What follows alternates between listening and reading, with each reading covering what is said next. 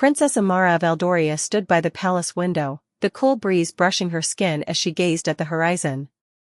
The kingdom was alive with excitement for her upcoming marriage to Prince Darius of Virelia, a powerful alliance meant to unite two great realms.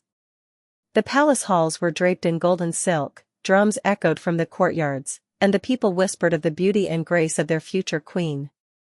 But Amara's heart was heavy. Beneath her royal robes and practiced smile was a secret that no royal guard could protect, no ceremony could hide. She was pregnant. And the child belonged not to the prince she was to marry, but to Kael, the palace gardener. Their love had started innocently. Kael, a quiet man with sun-kissed skin and kind eyes, often worked late in the royal gardens. Amara, restless from court duties, would escape to the moonlit paths, finding solace among the jasmine and hibiscus.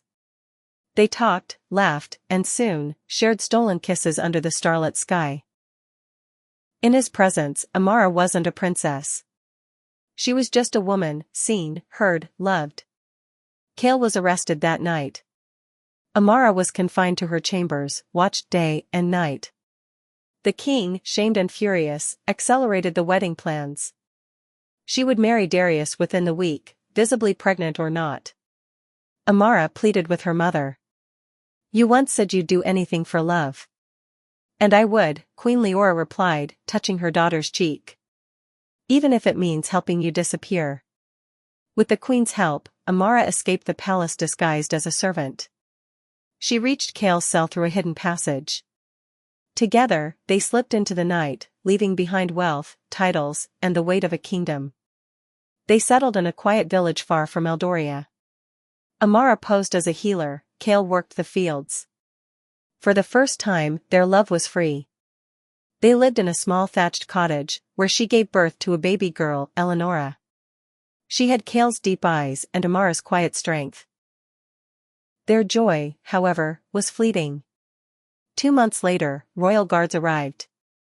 Someone had betrayed them. Kael was dragged from the cottage, Amara screamed as they took her and her child away. Back in Eldoria, she was placed on trial for treason. In the grand throne room, now a court, nobles whispered as she stood with Eldoria in her arms. The king, flanked by Darius and Leora, looked older, wearier. "You abandoned your duty," he said. "You disrespected the throne." "I followed my heart," she replied. "I chose truth over fear." Kael, bruised and chained, was brought before the court. His fate was sealed, execution. Amara broke down. "Please," she begged, "for the sake of our daughter. Spare him." Queen Leora turned to Prince Darius. "She told you the truth. You deserve a marriage based on love, not lies." Darius stood. "I was promised a queen, not a prisoner. But what I see is a woman who chose love over power. If Eldoria values cruelty over compassion, then Virelia will not stand by it." His words were bold and powerful. Without Virelia's alliance, Eldoria risked war. King Alaric, pressured and ashamed, relented. He pardoned Kael, declared Amara free, and stunned the court by announcing his abdication. "Let the one who dared defy me to protect love be the one to lead." And so, Princess Amara became Queen Amara. Kael was named king consort. Eldoria, heir to the throne. When she discovered she was with child, Kael had held her close. "We can run," he had whispered. "We'll leave all of this behind." But it wasn't so simple. Amara's life wasn't hers to run from. Her marriage to Darius would seal peace between two kingdoms. To leave would mean betraying her people. And worse, betraying her family.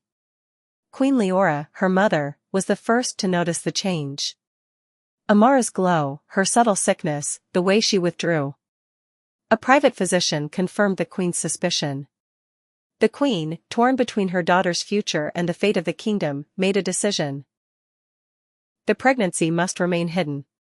But secrets in the palace had a way of slipping into the wrong hands. Lady Amara, a noblewoman with eyes on the throne, began to spread whispers. A maid had seen Amara sneaking into the gardens. Another claimed to have found a hidden letter.